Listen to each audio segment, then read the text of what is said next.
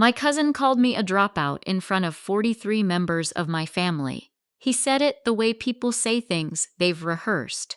Casual, almost kind, like he was doing me a favor by naming what everyone already thought. I didn't answer. I never do. But there was a man standing near the back door that afternoon. A man nobody in that room knew except me. And when Derek said that word, that man set down his sweet tea, straightened up to his full height, and walked toward the table. Before we go any further, I'd love to know where you're listening from right now. Drop your country and your local time in the comments. It always means something to know who's out there. Now let me take you back to where this really started. A few hours earlier, I almost didn't go. That's the part nobody sees. The 20 minutes I sat in my car at the end of Aunt Carol's driveway, engine running, hands on the wheel, telling myself I could still leave. I could say the traffic was bad. I could say I got called in. People in my family had stopped questioning my excuses years ago. That was one of the small mercies of being invisible. Nobody pushes too hard on a door they've already decided leads nowhere interesting. I was 44 years old, sitting in a rental car that smelled like someone else's pine air freshener, wearing a flannel shirt I'd bought at a Target off I-85, and I was genuinely considering driving back to the Hampton Inn and ordering room service until my flight home on Sunday. I want to be honest about that, because the version of this story where I walked in calm and certain, that's not the true one. The true one starts with me gripping a steering wheel and breathing the way they teach you to breathe before a carrier landing. Slow count in, slow count out. Treat the fear like weather. It's there. It'll pass. Just don't let it make your decisions. I hadn't been home in 4 years since the last reunion, where Derek had cornered me near the potato salad and asked, in that bright, cheerful voice he uses when he wants to wound without fingerprints, whether I'd ever figured out what I wanted to do with my life. 4 years since Aunt Marlene had pulled my mother aside and whispered something that made my mother look at me with that particular sadness she'd been carrying since I left the Navy. 4 years since I'd sat at a folding table in Carol's backyard and felt like a guest in my own bloodline. People who've never been the odd one out in a family don't fully understand what that feels like. But older Americans, people who've watched families splinter and reform over decades, who've sat at enough holiday tables to know that blood doesn't automatically mean belonging, they understand. Sometimes the people who know you least are the ones who've known you longest. My family knew the outline of me. They knew I'd gone to the Naval Academy. They knew I'd flown jets for a while. They knew I'd left before I was supposed to. And they knew I now worked for the government, which was what I said when people asked. Because it was true, and it was also the most boring answer I could give. And boring answers end conversations, and ending conversations had become something of a survival skill. What they didn't know, what I had never told a single one of them, was everything else. I turned off the engine when my phone buzzed. It was Grandma Ruth. She didn't text often. She was 82, and she treated her phone like a piece of machinery she'd been handed against her will. But when she did text, she kept it simple. This one said, "I can see your car from the window. Come inside, Pamela." I made the lemon cake. I laughed. Actually laughed alone in that car because of course she could see me. Ruth Kelly had raised 4 children, buried a husband, and survived things she never talked about either. She could spot someone sitting in their own cowardice from 100 yards.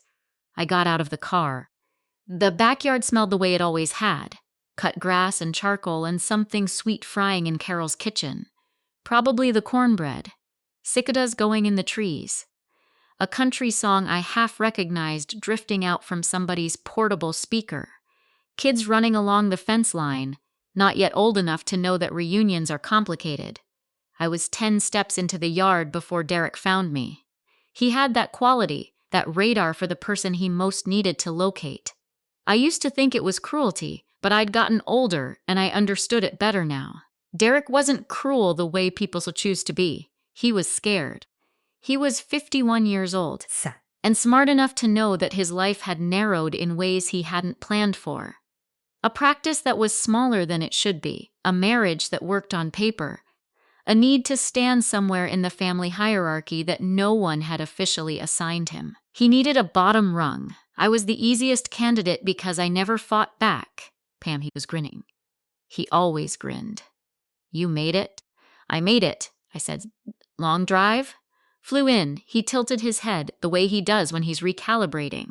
Still doing the government thing? Still doing the government thing. He nodded slowly, like I'd confirmed something he'd suspected. Well, he said, good for you. Steady paycheck, right? I smiled, said nothing. That was the established rhythm of us. Derek probing, me deflecting, both of us pretending it was just small talk. It had worked for years because I'd let it work, easier than the alternative. The alternative involved explaining things I wasn't cleared to explain and uncovering things I'd spent a long time learning to leave undisturbed. I found Grandma Ruth near the back porch. She was small now in a way she hadn't been when I was young. The way people get small not from weakness but from the gradual settling of decades. She had her white hair pinned up, and she was wearing the blue dress she saved for occasions, and when she saw me, she reached up and held my face in both hands the way she'd done since I was 7 years old. There you are, she said. Not you made it, or good to see you, or any of the things people say. Just there you are. Like I'd been somewhere she couldn't quite reach and now she could. I sat with her for a while. We ate lemon cake. She asked about my apartment in Virginia, whether I was sleeping enough, whether I'd found a church I liked. I answered the way I always answered her, honestly, which was different from how I answered everyone else. She didn't push. She never pushed. She just listened, and every now and then she'd squeeze my hand, and for a little while the weight I'd been carrying since I turned onto that driveway got a little lighter. It was about 20 minutes later that I noticed the man I didn't expect. He was standing near the gate at the side yard, talking to Uncle Gerald. Tall, late 70s. White hair kept short the way men keep it when the habit never left. He was wearing a simple button-down, nothing that would tell you anything, but there was something in the way he stood, the economy of it, the stillness. I knew that stillness. I'd grown up around men and women who stood like that, and then I'd become one of them. And even years later, you can always recognize it in someone else. The posture of people who've learned that panic is expensive and stillness is a tool.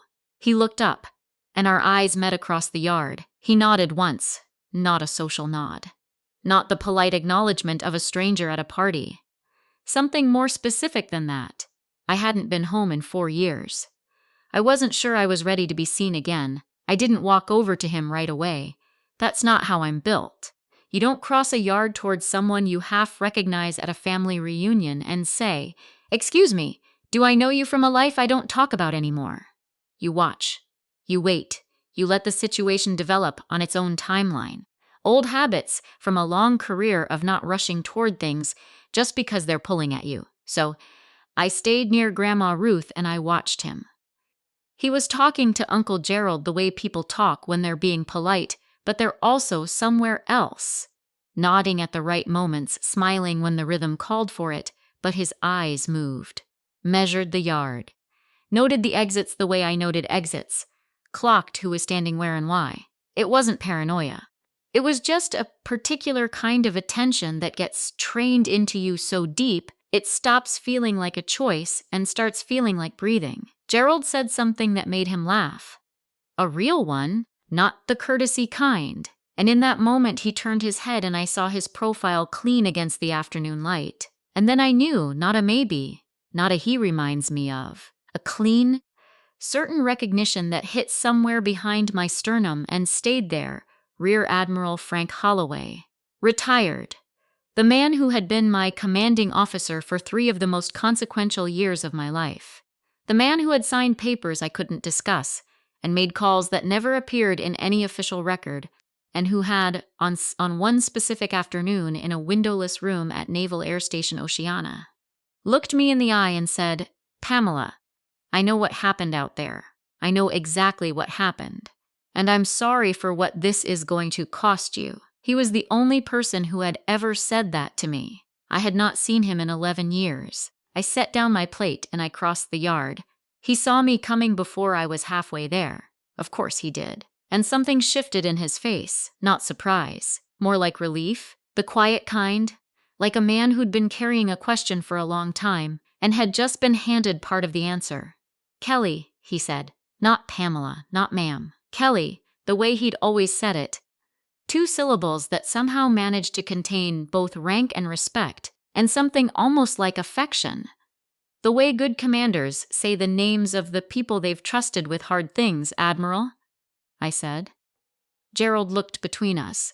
"You two know each other?" "Old colleagues," Frank said easily, which was technically true in the way that calling the Pacific Ocean a large puddle is technically true. Gerald accepted that and wandered off toward the food table, and Frank and I stood there for a moment in the particular silence of people who share a history too large for small talk. "How did you end up here?" I asked. "Your grandfather," he said. "Earl Kelly. We grew up 4 houses apart in Roanoke. Stayed in touch until he passed." He paused. "Your grandmother sends a Christmas card every year. This year she put a note in it.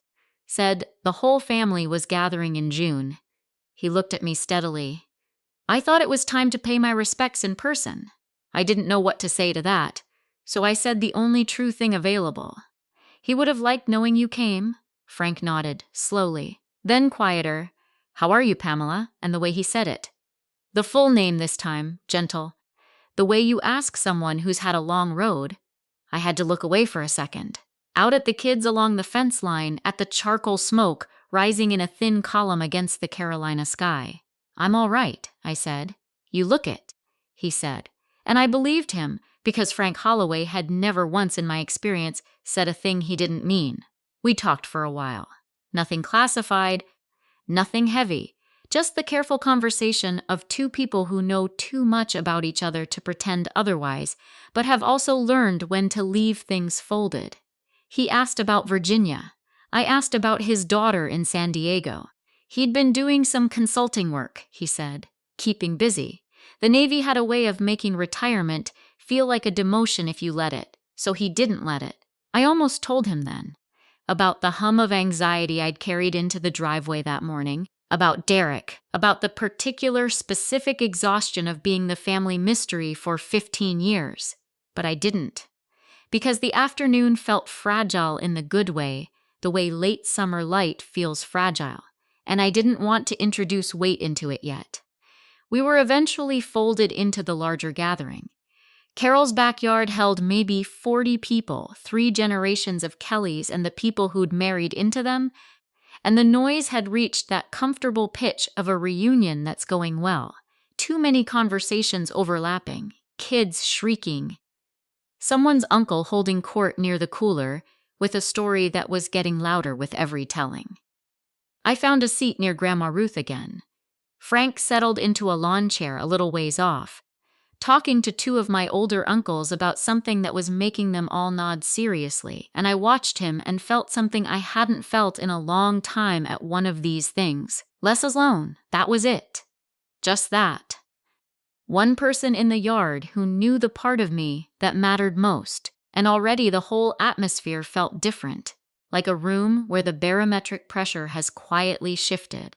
I should have known that was when Derek would make his move. He had a gift for timing. Not good timing, but the specific bad timing of someone who waits until a moment feels safe before introducing danger into it. He came around the side of the table with 2 beers he hadn't been asked to bring and set one in front of me with the casual ownership of a man who considered generosity a down payment. "Big family turnout this year," he said, settling into the chair across from me. I said. "Grandma looks good." "She does." He took a long pull from his beer and looked around the yard with the satisfied air of a man surveying a kingdom. "You know," he said, and his voice had shifted into the register I knew, the conversational register he used right before he said something that wasn't conversational at all. "I was telling Marlene earlier, it's really good that you come to these things, even with," he waved a hand vaguely, "everything." I waited. "I just mean," he continued, "not everyone would."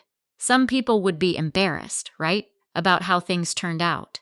But you never seem, another hand wave, bothered by it. I've always respected that about you, Pam, that you just kind of accepted where you landed. Across the yard, I saw Frank go still. He hadn't been looking at us, or I'd thought he hadn't. But something had caught his attention, and now he was lit way I'd seen him listen in briefing rooms when something important was being said, completely, without appearing to. I said nothing to Derek, and the evening moved forward the way evenings do, unhurried and ordinary, right up until it didn't. The table filled up around 7 o'clock. Carol had set up 3 long folding tables end to end along the back porch, covered in the plastic checkered cloth she brought out every year, and the food came out in that particular southern abundance that makes you understand why these gatherings matter. Pot roast and green beans cooked with fatback, cornbread in a cast-iron skillet, deviled eggs arranged on the plate. Grandma Ruth had owned, since before my mother was born, a pasta salad someone had brought from a grocery store deli that nobody was going to touch, but nobody was going to say anything about either. I sat between Grandma Ruth and my cousin Teresa, who was kind and quiet and asked me about Virginia in a way that was genuinely curious rather than probing. Across the table, Derek had positioned himself with the instinct of a man who does this kind of thing without knowing he does it. Directly in my eye line, flanked by Aunt Marlene on one side and my Uncle Buddy on the other. Good witnesses. A full audience. Frank sat at the far end of the table, near my 2 older uncles, far enough that he wasn't in the immediate orbit, close enough that nothing said at the table would escape him. I noted that. Filed it away. The early part of dinner was fine. Better than fine, actually. Grandma Ruth was telling a story about my grandfather that I'd never heard before. Something about the time he drove from Roanoke to Charlotte in a car that had no working heater in January of 1967 because he'd promised her a birthday dinner and he did not break promises. And the whole table was laughing, and for 20 minutes I forgot to be guarded. That was probably the point at which Derek started watching me. I don't mean it sinisterly. It wasn't calculated the way a predator calculates. It was smaller than that, more reflexive. He watched me laugh at Grandma Ruth's story, and something in him shifted the way it always shifts. That particular restlessness of a man who needs the architecture of the room arranged a specific way and has just noticed that it isn't. He started small. That's always how it starts, Pam. Whatever happened with that certification program you were doing? He said it casually, reaching for the cornbread. The IT thing. The table didn't go quiet. Not yet. A few people glanced over. The way you glance at a television in a restaurant, not really watching, but registering. It worked out, I said. Yeah? He broke the cornbread apart. You still doing that? Something like it. He nodded, like my answer had confirmed something. Good. Good for you. That phrase again, good for you. The one he deployed like a small knife, the edge of it invisible unless you were looking. Good for you, meaning given everything. Given the circumstances, given where you ended up, it's impressive you've managed anything at all. Teresa asked someone something about their kids and the table reshuffled its attention. I thought it was over. It wasn't over. 15 minutes later, when the table was deep in the comfortable, slow-moving conversation of people well into a good meal, Derek set down his fork and looked at me with an expression of such practiced warmth that someone who didn't know him might have mistaken it for love. You know what I was thinking about the other day? He said. Loud enough for the table. Not the whole yard, just the table. Just 43 members of my family, including Grandma Ruth, including Frank Holloway sitting at the far end with a glass of sweet tea halfway to his mouth. I waited. I was thinking about when you left Annapolis, that whole situation. He shook his head with a kind of fond sorrow. You were so bright, Pam. We all thought you were going to be... He searched the air for the word, something. And then the Navy thing didn't work out, and I just remember thinking, well, some people aren't built for it. That's not a criticism. Just... not everyone's built for that life. The table had gone quiet now. Not the dramatic movie quiet, Just the particular absence of noise that happens when a group of people simultaneously decide not to be the one to respond to something. Forks still moved. Someone's child made a noise in the yard, but the adults at that table were very still. Grandma Ruth's hand found my knee under the table. I didn't look at her. I kept my eyes on Derek, and I kept my face the way I'd learned to keep it. Open, mild, giving nothing. The way you keep your face in a debrief when someone is telling you a version of events you know is wrong, but you're not cleared to correct. And then the government job, Derek continued, warming to it now, encouraged by the silence, the way people like Derek are always encouraged by silence because they mistake it for agreement. Which, look, nothing wrong with that. Steady work.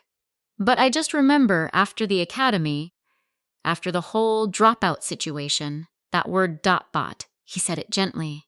That was the thing. He said it gently, like he was being careful with it, like he was doing me the courtesy of using the soft version of a hard truth. And the gentleness of it was somehow worse than if he'd just been cruel, because the gentleness said, this is simply what everyone knows. I'm just the one willing to say it out loud. And isn't that a kind of honesty? Isn't that almost a gift? The table was very still. Grandma Ruth's hand tightened on my knee. I opened my mouth. I don't know what I was going to say, something quiet, something deflecting, the same exit I'd used 100 times before. And then I heard the sound of a lawn chair being pushed back from the far end of the table, deliberate, unhurried. The way you stand up when you've made a decision and you're at peace with it. I looked up. Frank Holloway was on his feet. He wasn't looking at Derek. He was looking at me, and the expression on his face was one I recognized from the briefing room at Oceana, from the flight deck at 3 a.m, from the windowless room where he'd looked me in the eye and said, I know exactly what happened. It was the expression of a man who has been patient for as long as patience serves a purpose and has just determined that it no longer does. He picked up his sweet tea, set it down at a spot closer to the middle of the table, pulled out the empty chair and sat, right across from Grandma Ruth, right where the whole table could see him clearly. And then he looked at Derek with the calm, unhurried attention of a man who has had far more frightening conversations than this one. I'm sorry, Frank said pleasantly. I don't think we've been introduced. Derek blinked. Derek Kelly. Pam's cousin. Frank nodded once. Extended his hand across the table. Frank Holloway? They shook. Frank settled back in his chair, folded his hands on the table, and looked at Derek the way a very experienced man looks at something he has already fully assessed. Tell me, Frank said, still pleasant, still utterly calm. What was it you were saying about Lieutenant Commander Kelly? The table went quiet in a way I hadn't heard since a hangar in the South China Sea, Derek laughed. It was the laugh people produce when they've been caught off balance and need a second to find their footing. Short, social. The laugh that says, surely we're all reasonable adults here. And this is a minor misunderstanding, and everything is fine, Lieutenant Commander, he said. He looked at me with an expression of polite confusion, like I'd been introduced by a name he didn't recognize. Pam's? I mean, she left the Navy. Years ago, Frank looked at him without any particular expression at all. She did, he said. After 8 years of active service, he paused. 2 combat deployments. 1 classified operation I'm not going to discuss at a dinner table in North Carolina. The yard sounds continued. Cicadas, kids, someone's portable speaker somewhere playing a George Strait song. But at our table there was a silence that had weight to it, the kind that presses down. Derek's smile was still there, but it had lost its footing. I didn't realize. Pam never mentioned. No, Frank said simply. She wouldn't. He reached for his sweet tea, took a slow sip, set it down, and then he said it, not loud. He didn't need to be loud. Frank Holloway had spent 4 decades in rooms where the quietest voice was almost always the one worth listening to, and he knew exactly how much volume a moment required. Your cousin, he said, looking at Derek with the patience of a man who has all the time in the world and intends to use it, flew FCI-18s off carrier decks in conditions that would make most people quit before they started. She qualified for a program that accepts fewer than 40 pilots a year. She held a security clearance that most people in this country don't have the vocabulary to describe. He paused. And she did all of that without once asking anyone in this yard to notice. The table was not breathing. I know because I was watching it the way you watch a flight deck during an arrested landing. Total attention, everything peripheral gone, just the strip of present moment in front of you. Grandma Ruth had both hands flat on the table. Her eyes were bright. She was not crying yet, but she was close. And Ruth Kelly was not a woman who cried easily. She was a woman who had earned her tears through a long life of not spending them carelessly. Aunt Marlene had put down her fork. Uncle Buddy was very still. Derek's mouth was open slightly. Not in outrage. He hadn't gotten there yet. In the particular suspension of a man whose understanding of the room has just been completely rearranged and who has not yet decided what to do about that. Frank set down his tea. Ghost, he said. One word. My Coulson, said quietly, at a dinner table in Carol's backyard in Charlotte, North Carolina. Among people who had known me since I was born, and none of whom had any idea what it meant. I felt it move through me the way it always had. Not with pride, exactly, but with something older and heavier than pride. Recognition. The particular feeling of being called by the name that was actually yours. Darek said, slowly, I don't. What does that mean? Frank looked at him. It's her call sign. Every naval aviator earns one. It's not assigned by rank or preference. It's earned. By what you do. By who you are under pressure. He let that sit for a moment. You don't choose it. The people who've flown with you choose it. The people who've trusted you with their lives. He didn't explain what ghost meant. I noted that. He knew exactly what it meant. He'd been in the room when it was given to me, and he was leaving it unrevealed. Deliberate. A gift in its way. My story to tell or not tell. Derek looked at me. And here is the thing about Derek that I want to be fair about, because fairness matters even when it's hard. He wasn't a bad man. He was a frightened one. And in that moment, watching whatever he thought he knew about me reorganize itself into something unrecognizable, I could see the fear underneath all the years of casual cruelty. It was the fear of a man who had been measuring himself against what he believed I was, and had just discovered he'd been using the wrong ruler. Pam, he said. And his voice had changed. The bright performance of it was gone. He just sounded like a person. Why didn't you ever?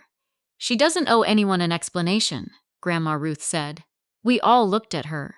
82 years old, white hair pinned up, blue dress she saves for occasions, both hands still flat on the table.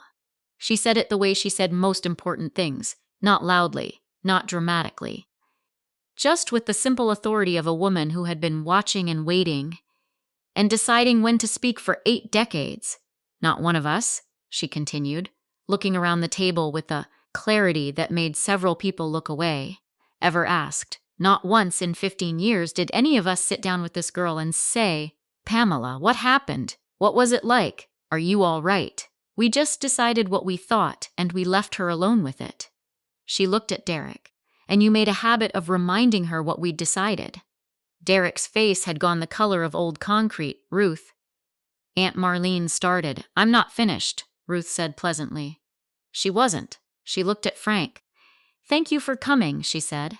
I'm glad Earl knew you. Frank nodded once. Something in his face that might have been, in a less restrained man, the thing that comes just before tears.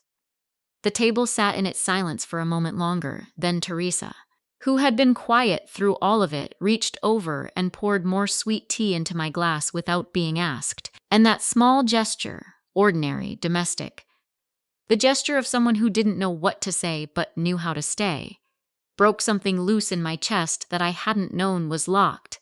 I looked at my grandmother. She reached over and patted my hand with both of hers, the way she'd done since I was 7, and she said, quiet enough for just me, there you are, again, like I'd been somewhere she couldn't quite reach for 15 years, and now, finally, she could. Across the table, Derek was staring at the tablecloth. He hadn't spoken since my grandmother finished. He looked, for the first time in all the years I'd watched him hold court at these tables, like a man who had run out of things to say. I didn't feel triumph. I want to be clear about that. I have heard people describe moments like this as satisfying, as a settling of accounts, and I understand why they use that language. But what I felt sitting there was closer to exhaustion than satisfaction. The particular exhaustion of carrying something heavy for a very long time, and having someone finally, unexpectedly, take part of the weight. Frank caught my eye from across the table. He didn't say anything. He didn't need to. He just nodded once, the same nod from across the yard, and then he said the part I had never told anyone.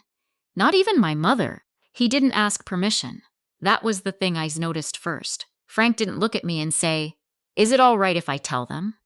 He just began, the way he'd always begun briefings, quietly, with the certainty of a man who had decided that the truth was the right tool for this particular moment and was going to use it. In the fall of 2009, he said, the Navy ran a classified operation in the South China Sea. I can tell you that much. I can't tell you the specifics of the mission parameters, because some of that is still sealed, and I'm not going to be the one who unseals it at a dinner table. He looked around at the faces turned toward him: Carol, Marlene, Buddy, Teresa, two of my uncles, Grandma Ruth, and Derek, who had not moved. What I can tell you is what kind of pilot your family member was. Nobody spoke. The George Strait song had ended somewhere behind us. The kids along the fence had drifted inside. The yard had gone the particular quiet of late Carolina evening, the cicadas still going, the charcoal long cold, the light coming low and gold through the trees at the back of Carol's property. Frank folded his hands on the table. Pamela Kelly was the best aviator in her squadron, he said. Not among the best. And I say that having commanded a lot of squadrons and having been very careful, my entire career, not to use that word unless I meant it. He paused. She had what older pilots call the gift, the ability to process a situation faster than most people can register that a situation exists. That sounds abstract. What it means practically is that in an emergency, while everyone else is still catching up to what's happening, she's already 3 steps into fixing it. Aunt Marlene made a small sound. Not words. Just the sound a person makes when something they should have already known lands somewhere new. The night of the operation, Frank continued, and his voice stayed even, the way voices stay even when the person speaking them has had years to process something that was not even when it happened. 2 aircraft went down. 2 pilots, men who had families, men who'd trained for years. He stopped. It was a bad night. The kind of night that stays with you, regardless of how many years go by, or how well you understand intellectually that what happened was not preventable. He looked at me. I was watching the tablecloth. I had been watching the tablecloth since he started speaking, because looking at the faces of my family, while Frank said these words out loud, for the first time was something I could not do and keep my composure. And I had spent 15 years keeping my composure, and I was not going to lose it now at Carol's backyard table over a pot roast. Pamela was in the air that night, Frank said. She was not on the flight that went down. She was running a separate tasking, solo, in deteriorating conditions that had already pushed beyond what we'd authorized. When she picked up the distress signal, she had 2 options. She could follow protocol, report the contact, and wait for instruction. Or she could act. He paused. The pause was not for drama. It was because the next part cost him something to say, even now, even after all these years. She acted, he said. She flew a search pattern in 0 visibility and sea state, 4 conditions for 47 minutes, alone, at night. In an aircraft that was running low on fuel, over water, in the dark, he looked at my grandmother. She found one of the pilots, guided the rescue helicopter to his position. That man is alive today because of what she did. The table was very quiet. I heard Teresa exhale slowly beside me. His name is Marcus Webb, Frank said. He has a daughter in college now. She wants to be an engineer.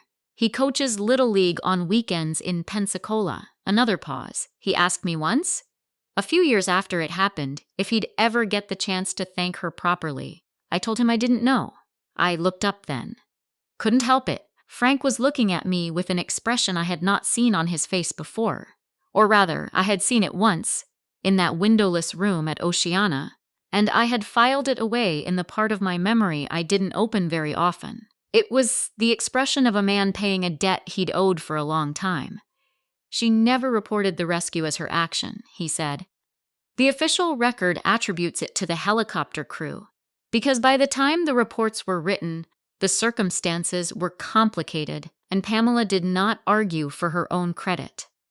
She was 29 years old, and she had just saved a man's life, and she sat in a debrief and did not say a single word to make sure anyone knew it was her." Derek had not moved. He was still looking at the tablecloth, but differently now.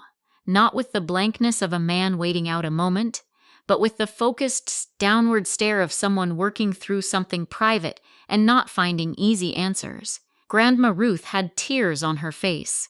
She wasn't hiding them, she just let them go, the way she'd let the important things go her whole life. Quietly, without performance, without asking anyone to notice.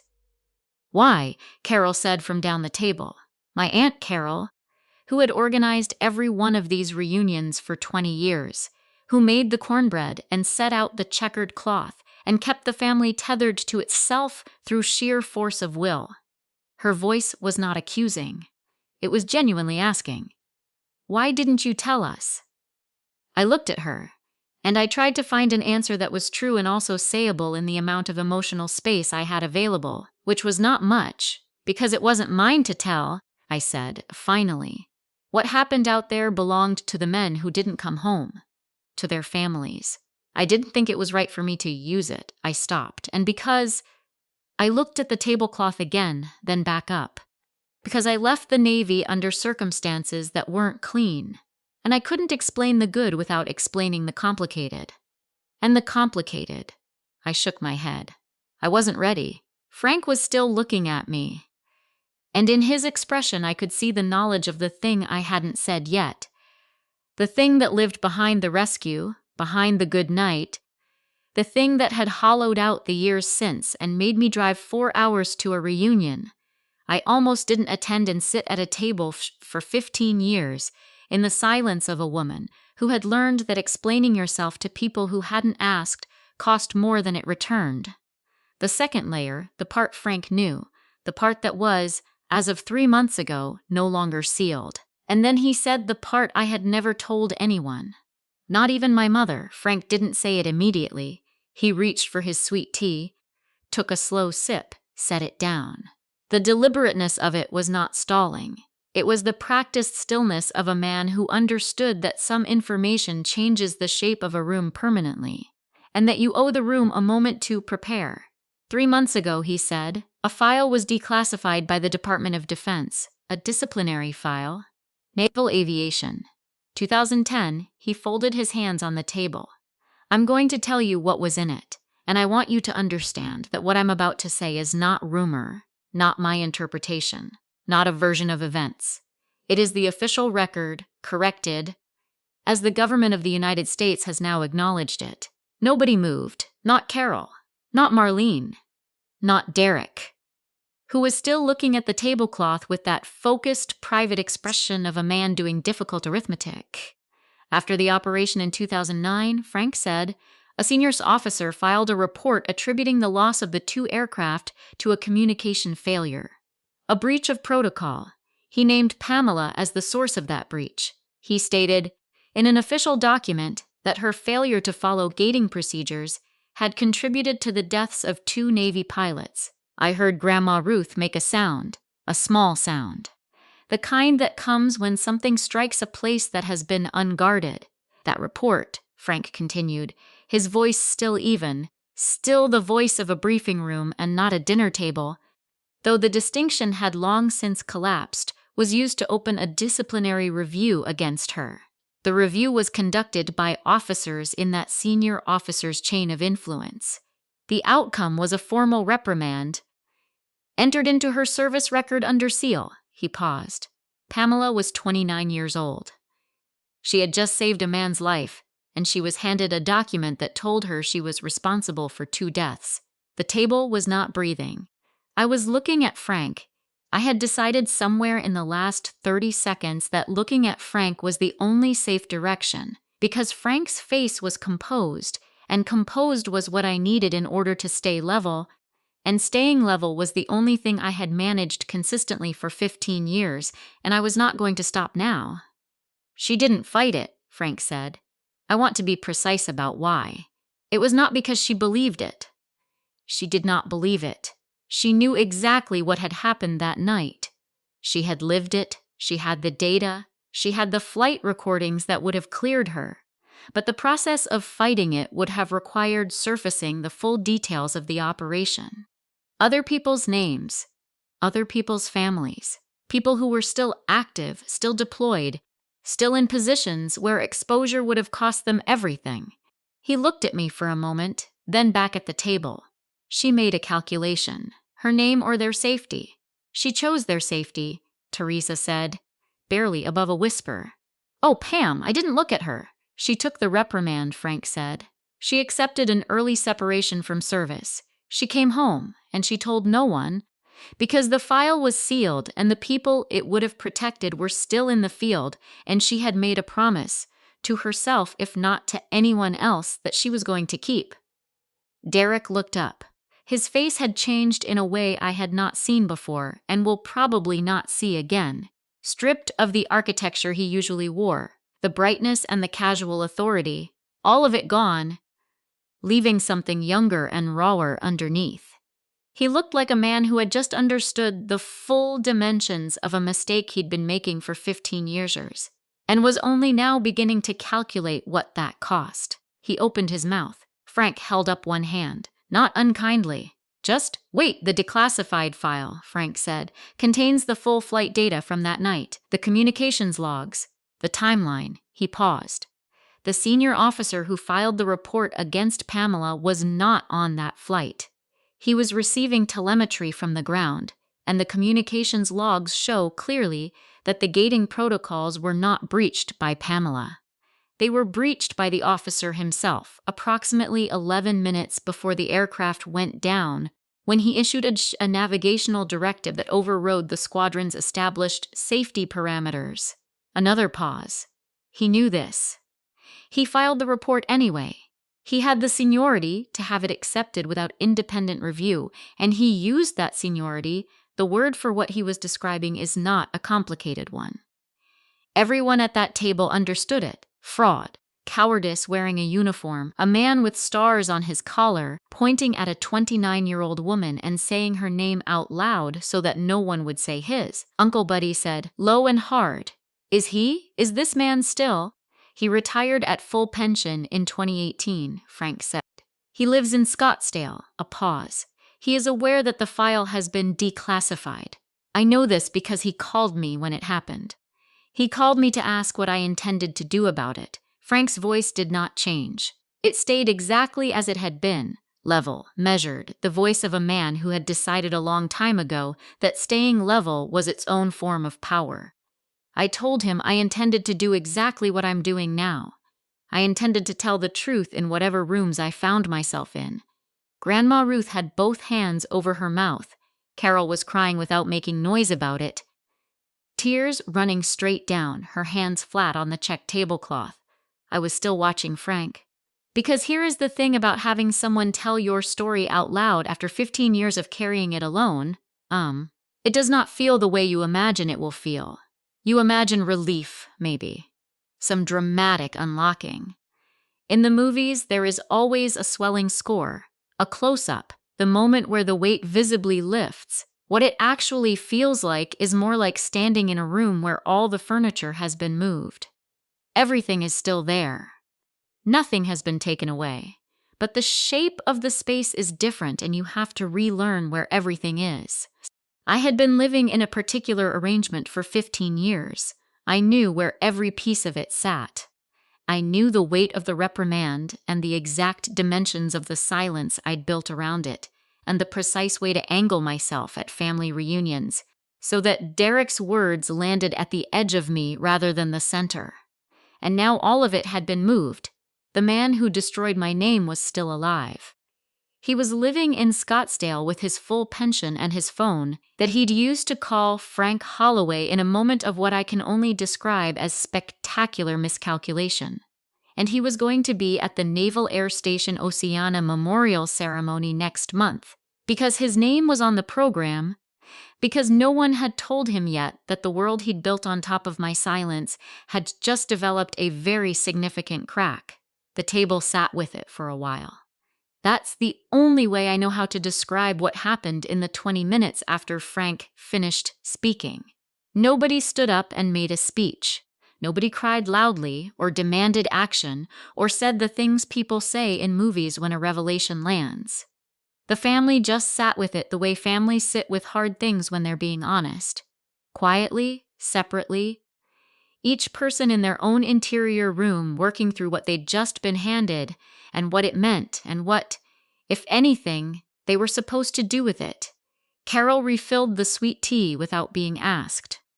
Teresa got up and brought out the dessert plates because Teresa is the kind of person who expresses care through logistics, and I have always loved that about her.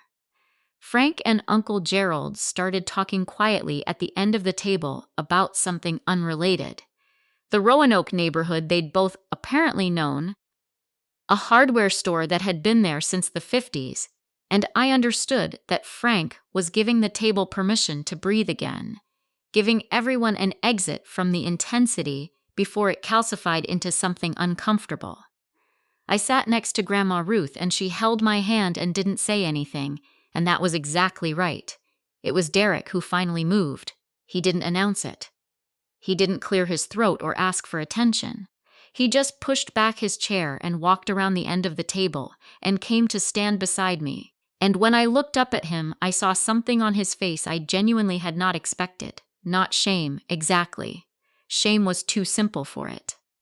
It was more like the expression of a man who has been looking at a photograph for years and believing he understood what it depicted, and has just been shown that the photograph was upside down the entire time. He said, quietly, "Can I talk to you for a minute?" I looked at him, 44 years old, standing in my aunt's backyard in a flannel shirt, having just had 15 years of my life laid out on a dinner table by a retired rear admiral in a button-down. I could have said no. I had the complete moral latitude to say no. Nobody at that table would have faulted me for it. "Sure," I said. We walked to the far edge of the yard, near the old oak that had been there since before any of us were born, where the light was low and the noise from the table reached us as a soft murmur rather than specific words.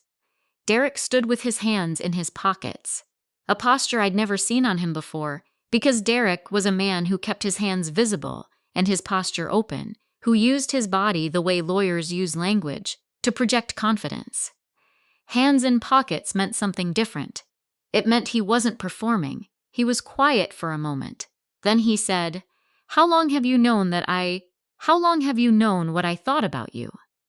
"I thought about it honestly. Since the reunion in 2014, I said, when you asked me in front of Mom whether I'd given any more thought to going back to school." He winced. "Actually winced, but probably earlier than that," I said. "That was just the first time you were specific enough that I couldn't pretend I'd misread it." Derek looked at the oak tree. "I didn't know," he said. "I want to say that because I think it's true, and I also know it doesn't. It doesn't actually change anything. But I need you to know that I genuinely didn't know. I thought you'd been." He stopped. Started again. "The story I had was that you'd washed out, that something had gone wrong and you'd come home quietly because you were embarrassed and you didn't want to talk about it. And he shook his head. "I told myself I was being real with you. I told myself I was the one person who treated you normally instead of tiptoeing around you. But that's not what I was doing." He stopped. "I waited. I was making myself bigger," he said, "by making you smaller. And I did it for 15 years, and I did it in front of your grandmother and I." He stopped again. His jaw worked. "I'm sorry, Pam. I know that's not enough." "I know sorry doesn't. I know it doesn't reach back and fix anything." He was right. It didn't. And I want to be honest about what I felt standing there under that oak tree listening to my cousin apologize. because I think honesty matters more than a clean narrative. I didn't feel the forgiveness arrive like a wave. I didn't feel the years of it suddenly lighten. I felt tired. A very specific tiredness, not the tiredness of a hard day, but the tiredness of a long one, the kind that comes when something you've been bracing against for years finally stops pushing, and you realize how much energy you'd been spending just staying upright against it. I looked at Derek, and I thought about something Frank had told me once, years ago, in a different context, about the difference between enemies and people who are afraid. He'd said, most of the people who make your life difficult are not your enemies. They're just frightened. And frightened people do a lot of damage trying to feel safe. That doesn't excuse the damage, but it changes how you have to think about it. I know, I said. Derek looked at me. I know it's not enough, I said, and I know you didn't know. Both of those things are true at the same time. I looked out at the yard, at the last of the evening light going amber in the trees, at the table where my family was starting to talk again in the ordinary tones of people finding their way back to the surface. I'm not standing here hating you, Derek. I haven't been hating you. I've mostly just been tired, he nodded slowly. Some things cost too much to be right about, I said. He looked at me. What does that mean? It means, I thought about how to say it. It means sometimes the price of proving your point is everything else. Your peace, your energy, the years you spend maintaining the argument instead of living past it. And at some point, you look at the price tag and you decide the point isn't worth it. I paused. That's not forgiveness. Not yet, maybe. But it's the decision to stop paying. Derek was quiet for a long time. Then he said, Is there anything I can do? Not a question, exactly. More like a man picking up something he'd dropped a long time ago and asking where it should go. I looked at him and I thought about the ceremony next month, and the man in Scottsdale, and the file that was no longer sealed, and all the things that were still unresolved and moving and larger than this backyard. Not tonight, I said. Tonight I just want to go sit with my grandmother. He nodded. We walked back to the table separately. Marcus Webb was standing at the gate. I saw him before anyone else did. He was standing at the side gate, the one that opened from the driveway, still in his jacket like a man who wasn't sure yet whether he was staying. 46 years old, dark hair going silver at the temples. A little heavier than I remembered, but with the same straight bearing that never fully left the people who'd spent years on flight decks. He had his hands at his sides, and he was looking at the table, scanning it the way we'd both been trained to scan things. Methodically, without appearing to. When he found me, his whole body changed. Not dramatically. Just a small settling, like a man who has been holding a question for a long time and has just found the answer standing in a backyard in Charlotte. I stood up. I don't know if I walked to him or he walked to me. I think we both moved at the same time, which felt right, which felt like the only way that moment could have happened honestly. We met near the oak tree, and he stopped in front of me, and for a second, neither of us said anything, because there was too much to say, and 15 years is a long time, and some silences are not empty. They're full, packed tight with everything that didn't get said when it should have been. Hey, Kelly, he said. Hey, Webb, I said. And then Marcus Webb, who had flown combat missions off carrier decks, who had been retrieved from dark water in the South China Sea, who coached Little League on weekends in Pensacola and had a daughter who wanted to be an engineer. Marcus Webb put his arms around me and held on, and I let him, because I was 44 years old, and I had been holding myself together since I was 29. And some things you cannot keep carrying alone indefinitely. We stood there for a moment. Then he stepped back and cleared his throat and looked at the tree, and I looked at the table. And we both pretended, in the way of people who are fundamentally practical, that neither of us had just done that. How did you know I was here? I said. Frank called me last week, he said. Told me he was coming to Charlotte. Told me why. A pause. I've been in Raleigh for 2 years. My daughter's at NC State. He looked at me. I've known you were in Virginia for a while now. I didn't know if you wanted. He stopped. I should have reached out a long time ago. So should I said. He nodded, accepted that. Neither of us was going to perform guilt at each other. We were too similar for that, and too tired, and the evening had already had enough weight in it without adding more. Frank told me what happened tonight, Marcus said, about the file. About.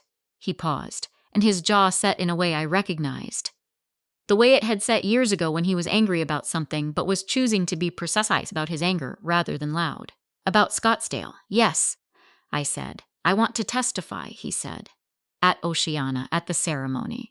Whatever the process is, formal, informal, I don't care. I want to stand up in front of whoever needs to hear it and say what actually happened that night. He looked at me directly, the way pilots look at each other when they're being serious. No social layering, just the thing itself. You brought me home, Pamela. You flew back into zero visibility on fumes because I was in the water and you weren't going to leave. That's what happened.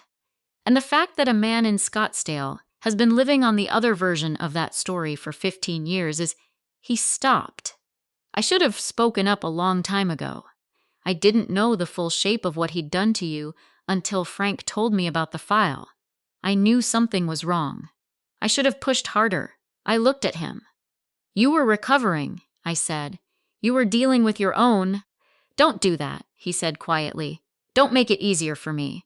I knew something happened to you after. I knew you left under bad circumstances. I told myself it wasn't my place to ask, and that was. He shook his head. That was the easier story. Not the true one. People over 60 understand this, I think. The way we build small, comfortable fictions to avoid the harder accountabilities. Not out of cruelty, out of self-protection, mostly. The human need to believe that what we didn't do was somehow not ours to do. Marcus was 51, old enough to be done with those fictions. We walked back toward the table together. Frank saw us coming, and something in his face relaxed in the specific way of a man who has been running a long operation and has just seen the last piece fall into place. My family saw Marcus and looked at me with questions they didn't ask out loud. This is Marcus Webb, I said. He's a friend. We flew together. That was all I said. But Marcus looked at the table, at Carol, at Marlene, at Buddy, at Grandma Ruth with her bright eyes, at Derek, who was sitting very quietly at the end with his hands folded. And he said, simply, she brought our boys home. 5 words. Not our boy singular, which was already true. Our boys. Because Marcus had talked to the families. He had spent 15 years talking to the families of the 2 men who hadn't come home. And he knew, as I had always known but never said, that the rescue operation had done more than pull one pilot from the water. The data from my flight had given the accident investigators enough information to reconstruct the final minutes of the other aircraft. And that reconstruction had given the families something they'd needed for years. Not survival. Something different. Answers. The knowledge of exactly what had happened. The knowledge that their people had not made mistakes. The knowledge that the last minutes had been professional and brave and not confused or panicked. That their pilots had flown well right up until the end. I had never told anyone that. Not even Frank Marcus had. He sat down across from Grandma Ruth, and she looked at him for a long moment. And then she reached across the table and patted his hand once, firmly, the way she patted the hands of people she had decided to accept completely. Derek was watching Marcus. And I saw the moment it landed for him. The full weight of it. The complete picture, not just the call sign and the rank and the classified operation, but the specific human texture of it. The man across the table who was alive because of something Pamela Kelly had done and had never once mentioned. The children's baseball games. The daughter at NC State studying engineering. The 15 years of a life that existed because of a decision made in the dark over the South China Sea by a woman Derek had spent 15 years calling a dropout at dinner tables. He looked at his hands. He didn't say anything. He didn't need to. That night, for the first time in 15 years, I didn't dream about the South China Sea. The reunion didn't end the way reunions usually end. Normally there's a slow dispersal. People trickling out in 1s and 2s, the hugs at the driveway, The promises to text more often that everyone means in the moment and most people forget by Tuesday. The comfortable deflation of a gathering that has run its natural course. This one ended differently. Not dramatically, there was no ceremony, no formal closing, but people stayed longer than they meant to. The folding tables stayed up past 9 o'clock. Someone made a second pot of coffee. The kids who'd been running along the fence line came inside and fell asleep on Carol's couch in the way children fall asleep at family gatherings. Suddenly and completely, like small machines that simply ran out of charge, and the adults talked, some of them. Went quiet, others. Marcus and Frank stayed until almost 10, and at some point the conversation at the table became something I had not experienced at one of these gatherings before. Not the performance of family, the careful navigation of old tensions and established roles, but something more honest. Something that felt less like a reunion and more like a reckoning. Not the painful kind, the quiet kind, where people look at each other and decide to be slightly more true than they've been willing to be before. Uncle Buddy told a story about my grandfather that nobody at the table had heard. Something about Korea. About a thing Earl Kelly had done in 1952 that he'd never talked about either. And as Buddy talked, I watched Grandma Ruth's face, and I thought about the particular inheritance of silence in families, how it passes down through generations, not as a choice, but as a climate, a learned atmosphere, the unspoken agreement that the hardest things are best left unspoken. My grandfather had known Frank Holloway since they were boys. My grandfather had never, not once, told his family what Frank had gone on to become. Some people don't talk about the weight they've carried. They just carry it. And then one day someone looks up and understands, and there's a kind of grace in that understanding that doesn't require explanation. Carol hugged me at the door when I finally got up to leave. Not the brief, social hug of someone completing a transaction. She held on, and she said quietly, into my shoulder, "I didn't know, Pam. I want you to know that I didn't know. And that I'm sorry we made it so easy to be invisible here." I didn't have a clean answer for that.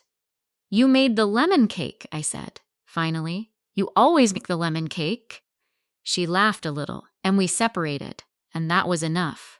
Not everything needs to be resolved in language. Some things resolve in the small domestic continuities. The lemon cake, the checkered tablecloth, the second pot of coffee, and that's a kind of resolution too. Derek was the last one I spoke to before I left. He was standing near his car in the driveway, keys in hand, not quite ready to go. When he saw me, he didn't perform anything. He just looked tired. The way I felt tired, not the tiredness of a bad evening, but the particular exhaustion of a man who has spent a long time being a slightly worse version of himself than he needed to be, and has just fully understood that. I meant what I said, he told me. "I know," I said. "I don't." He stopped. Started again. "I don't know how to fix 15 years. "You don't fix it," I said. "You just do the next thing differently." He looked at me for a moment. Then he said, "The ceremony. At Oceana. Frank mentioned it. Yes, if you need anything from me. A statement, I don't know what the process is, but if my name on something means anything, you have it." I looked at him standing in Carol's driveway under the porch light, 51 years old, a little deflated, a little more honest than he'd been 6 hours ago. And I thought about what it costs a person to offer that. Not much, maybe, in practical terms, but in terms of the story he'd been telling himself about who he was relative to me's, it was a significant revision. "Thank you," I said, and I meant it. We didn't hug. We weren't there yet. But we nodded at each other in the way of people who have arrived at a new arrangement and are both willing to try it. I drove back to the Hampton Inn, sat in the parking lot for a few minutes, not because I was reluctant to go in, but because I needed a moment in the particular quiet of a car at night, with the engine off and the Carolina air coming through the cracked window, smelling of cut grass and something floral I couldn't identify, before I went inside and was alone with everything that had happened. I thought about the file, the corrected record. My name in an official document, finally attached to the right version of events. I had known for 3 months that it existed. Frank had called me when it was declassified, and I had sat in my apartment in Virginia and listened to him read me the summary, and I had said thank you and hung up and made tea and sat in the window for a long time watching the street below. It had not felt the way I expected it to feel. I had spent a long time imagining, in the abstract, what it would mean to be officially right, to have the record reflect what actually happened. And the reality of it was quieter than the imagination of it. The file existed. My name was corrected. And I was still the same person I had been before the call, living in the same apartment, going to the same job, carrying the same 15 years. The record being right didn't give me back the years. What it gave me was something smaller and more useful. Permission. Permission to let the story exist outside of me, to stop being its sole custodian, to allow other people to know it and carry part of it so that I didn't have to hold all of it alone. Tonight had been that permission made real. I went inside. I ordered room service, a club sandwich I barely tasted, and I sat in the window and I thought about Marcus, who had a daughter at NC State, and Grandma Ruth, who had made the lemon cake and could see my car from the window, and Frank, who had driven from Roanoke to a family reunion in Charlotte because he'd gotten a Christmas card with a note in it and had decided it was time.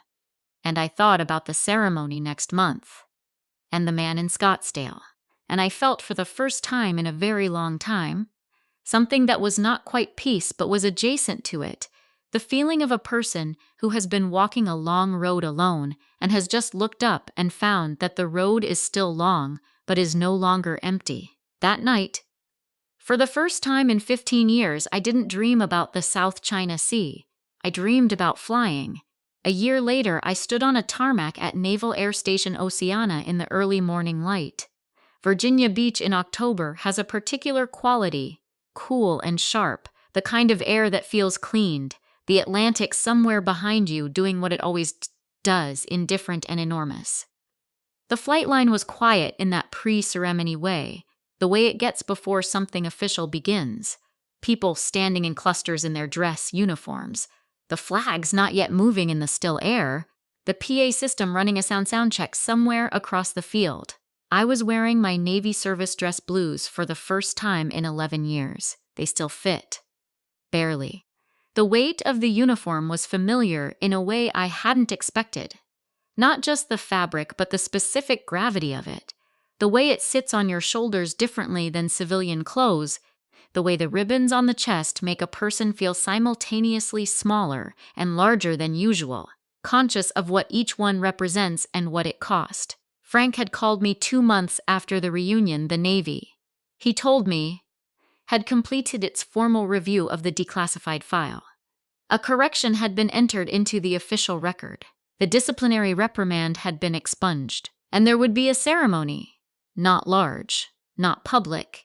The military does not generally advertise its corrections the way it advertises its achievements, but formal, attended by the people who needed to attend it. I had almost said no, old habits. The instinct to stay small, stay quiet, let the paperwork do its work without requiring me to stand in the middle of it, in a uniform I hadn't worn in over a decade. The ceremony felt like the kind of thing that happened to other people. People who had fought for recognition, who had demanded it. I had spent 15 years becoming someone who didn't demand things. Marcus had called me the same evening Frank did. He'd said simply, "Kelly, come to Oceana." So I came to Oceana. The man from Scottsdale was not there. I want to be precise about that, because I know what people expect when they hear a story like this. They expect the confrontation, the public accounting. The moment where the person who did the damage is made to face it in the same room as the person they damaged. That is a satisfying story. It is not always the true one. He had submitted a written statement through lawyers, acknowledging the factual errors in his original report. It was careful language. The language of a man protecting himself while technically complying with a correction. And it said nothing about intent and nothing about the 15 years between the report and its correction. It was the minimum required and nothing more. I had read it once and set it aside. Because here is something I have come to understand that I think older Americans, people who have lived long enough to watch justice move at its own unhurried pace, will recognize as true. The accounting doesn't always happen in the way you imagined it. Sometimes the man in Scottsdale lives in Scottsdale, and the record is corrected quietly, and the ceremony happens without him, and that is the shape justice takes that day. It is not nothing. It is not the version from the movies. But it is real, and it is more than I had for 15 years. Grandma Ruth had wanted to come. I had talked her out of it. The travel, the October weather, the standing on a tarmac for 2 hours. She had argued with me in the way she argued, which was to simply repeat her position in a quieter voice until you understood that it was not going to change. In the end, I had promised to call her immediately after, and she had accepted that with the dignity of a woman who knows when to let a thing go. Marcus stood beside me during the ceremony. Frank stood 2 rows forward, in his own dress uniform, the retirement designation on his shoulder board, his white hair bright in the October sun. He had given a statement, brief, factual, the way Frank did everything. And when he finished, he looked directly at me for just a moment, and I nodded, and that was all we needed.